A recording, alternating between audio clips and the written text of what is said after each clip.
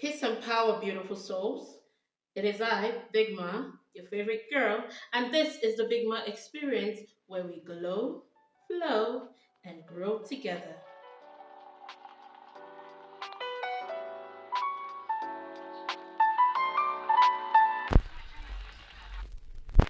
So, yes, you are welcome to the BigMa Experience, and I said, I'm your host, BigMa, and on this channel, we talk about growth, spirituality, self love, and anything that can help us in this damn thing called life to be better people for ourselves and for those around us. And as you can tell from the title, we're going to be talking about destiny swapping versus energy harvesting.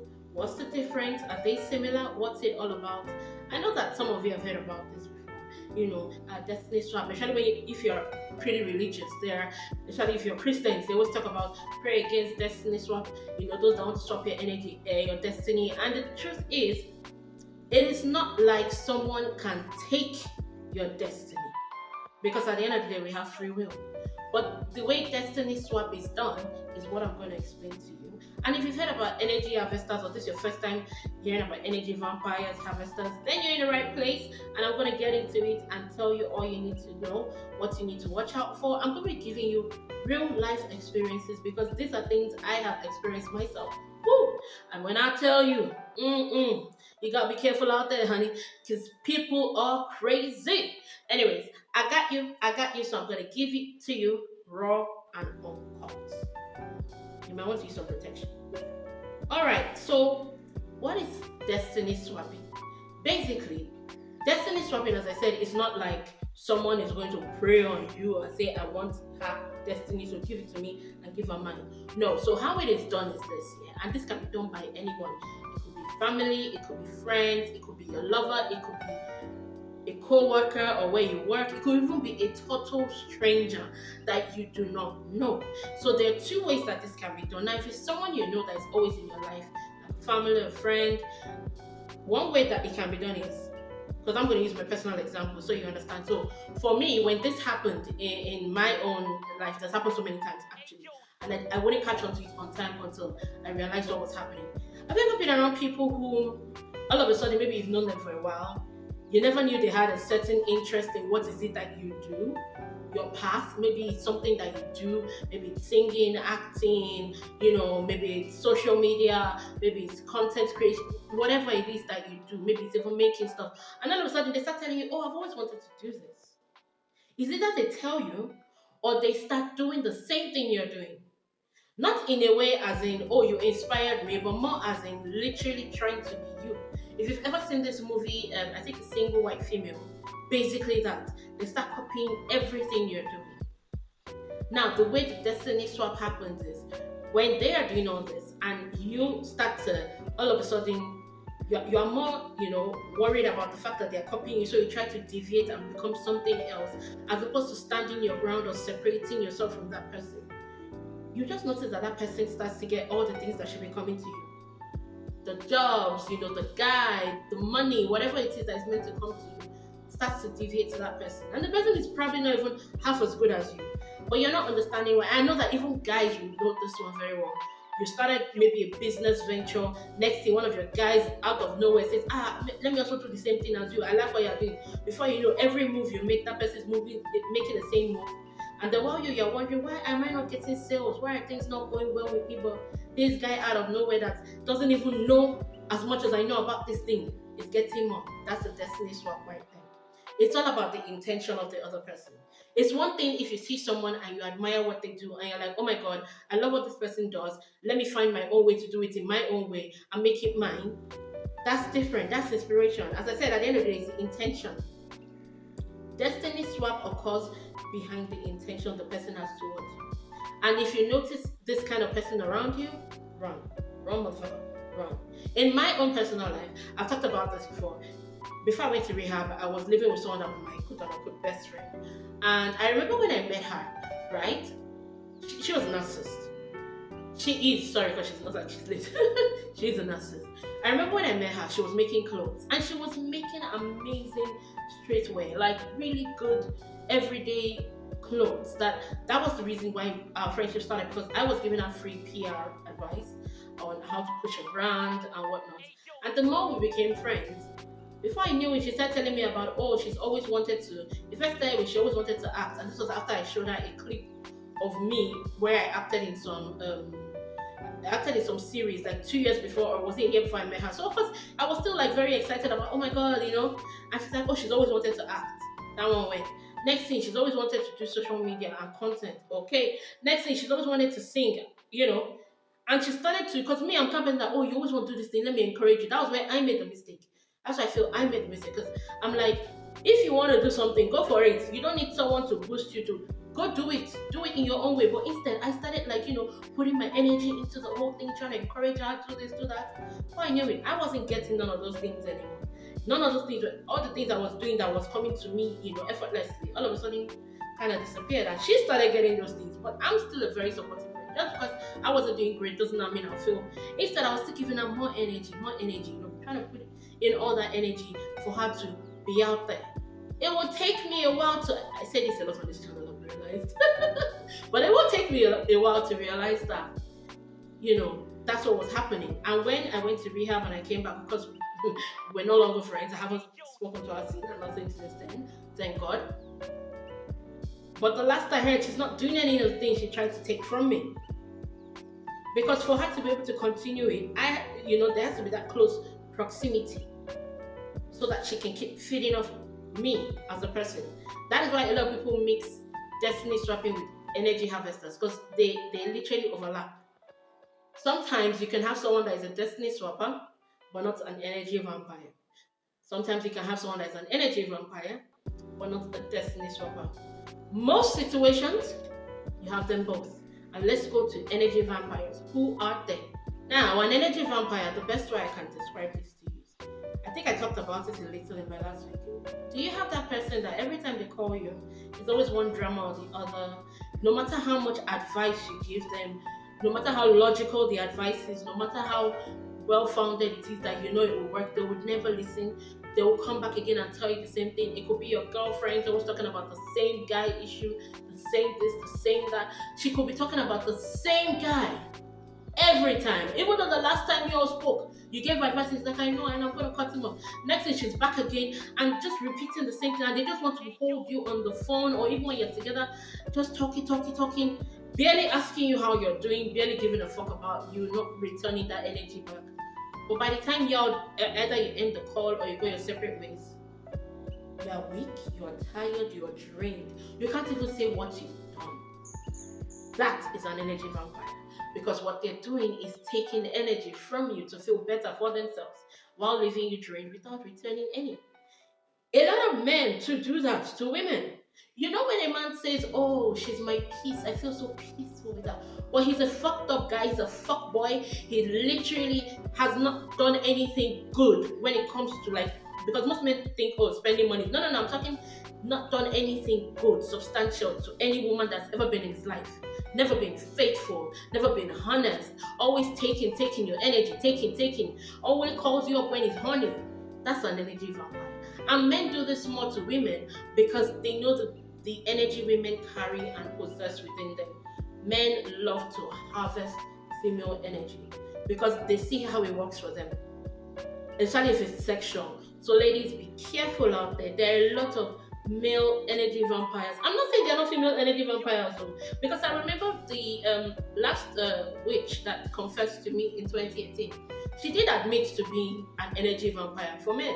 She sees a man, she sees he has a bright aura, and she goes after him sexually. Once they have sex, she drains him of that aura and she uses it for herself. She confessed that to me. I still have that confession somewhere, but I decided I'm never going to release it. But I have it, as an audio file. So this is not all them say. She literally told me this. So there are, but those ones are, not as many as the men. Because a lot of men know that women carry in our sacral, chakra, we carry so much energy. Why do you think men keep talking about, I need her to be my peace? They forget that they are meant to go find their own peace. You are meant to go find your own peace. And you come together and be peaceful together. Nobody is meant to be anybody's peace. So stop trying to be anybody's peace. If they don't have peace in their life, run the fuck away. Now, as I said, both destiny swappers and energy harvesters can be in one person. This has also happened to me multiple times. There was this ex-female friend of mine who, you know, when we first met, I didn't know she was trying to destiny swap. I was only just trying to help her.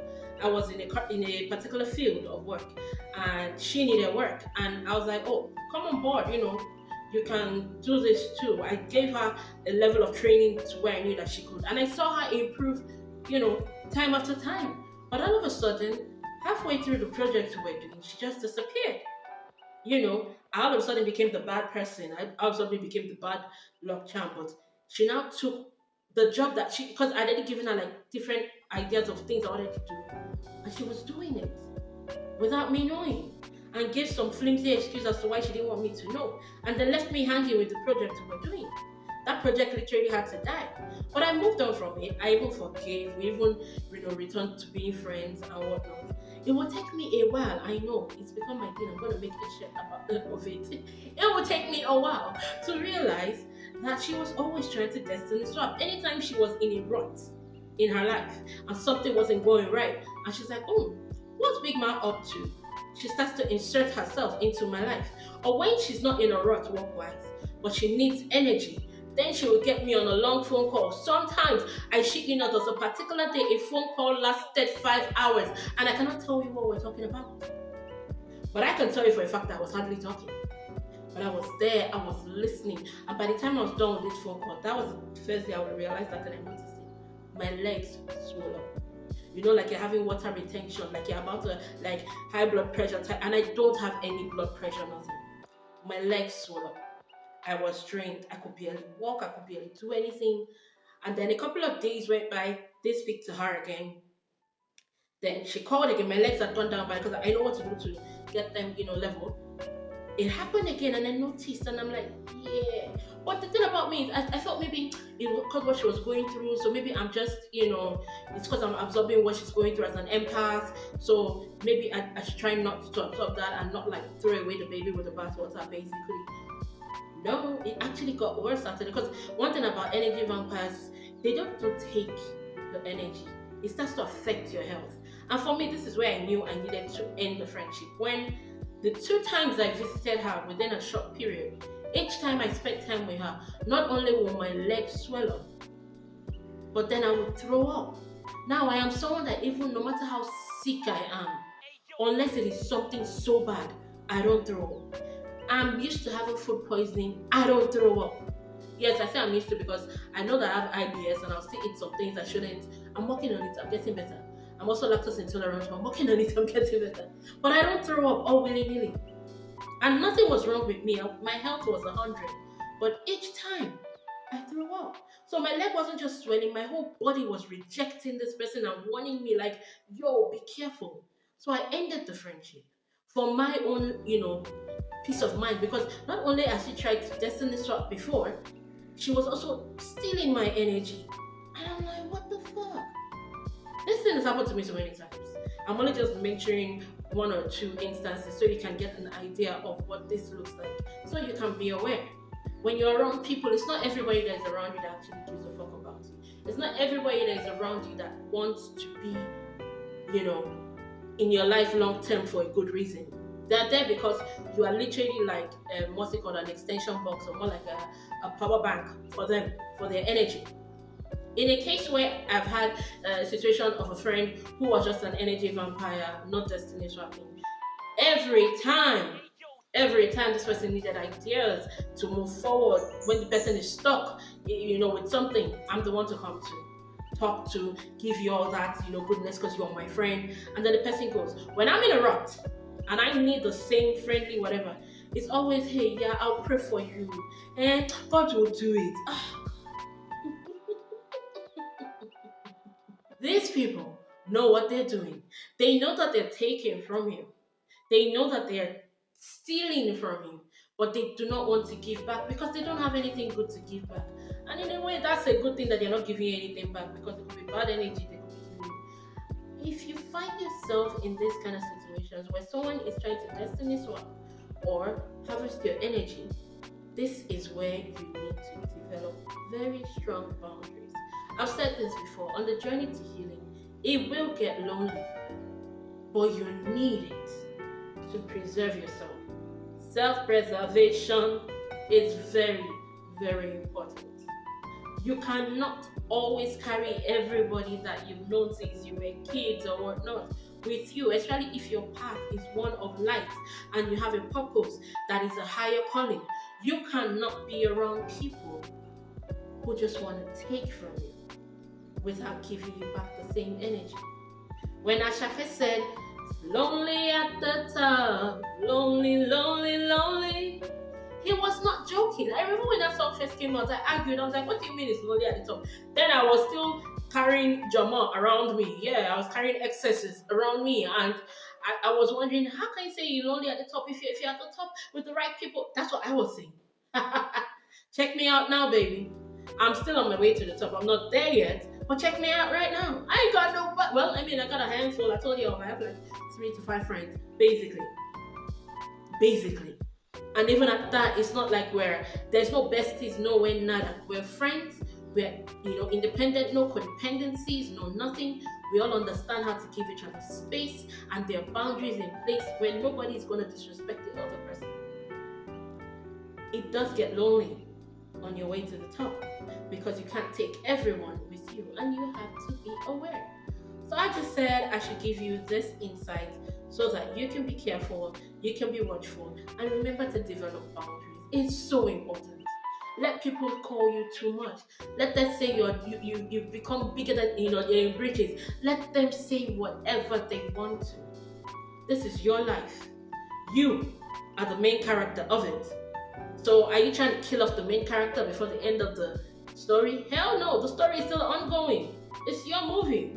So you better shine, motherfucker. Shine bright. Shine bright like a diamond. So until the next time we meet, you beautiful souls, may you walk in love, rise in truth, and shine as your highest self. And remember, the best rhythm is the one that your soul dances to. So stay glowing and stay loving you.